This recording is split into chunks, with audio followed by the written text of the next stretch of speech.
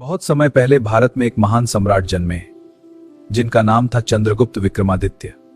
सम्राट चंद्रगुप्त विक्रमादित्य को युद्ध कला सिखाने के लिए एक मंत्री को नियुक्त किया गया।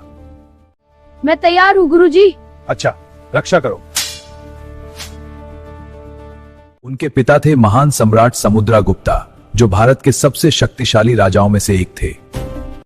पिता के बाद चंद्रगुप्त विक्रमादित्य ने सिंहासन संभाला।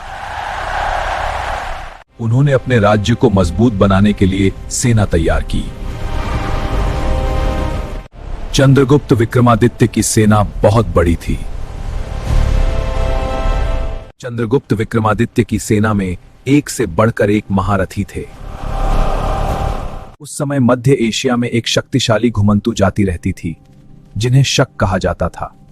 दूसरी शक्तिशाली जातियों के आक्रमण के कारण शक लोगों को अपना क्षेत्र छोड़ना पड़ा।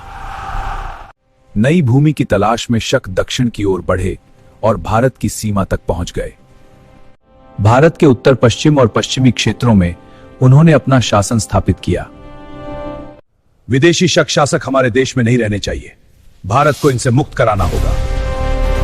इतिहास के उस क्षण में चंद्रगुप्त विक्रमादित्य और शक सेना युद्ध के मैदान में आमने सामने खड़ी थी। उन्होंने विदेशी शासकों शाकाज के खिलाफ युद्ध छेड़ दिया। चंद्रगुप्त विक्रमादित्य और शक शासन के बीच बहुत भयानक युद्ध हुआ। भयंकर युद्ध के बाद उन्होंने शकों को हरा दिया। इस जीत के बाद उनका साम्राज्य बहुत समृद्ध हो गया। उनके दरबार में 9 महान विद्वान थे, जिन्हें नवरत्न कहा जाता था, और महान खगोल शास्त्री थे वराहमिहिर। इनमें सबसे प्रसिद्ध कवि थे कालिदासा। चंद्रगुप्त विक्रमादित्य हमेशा न्याय करते थे और गरीबों की मदद करते थे।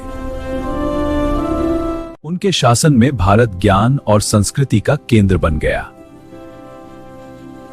यही थे महान सम्राट चंद्रगुप्त विक्रमादित्य, भारत के स्वर्ण युग के निर्माता। इसी कारण उन्हें इतिहास के सबसे महान राजाओं में गिना जाता है।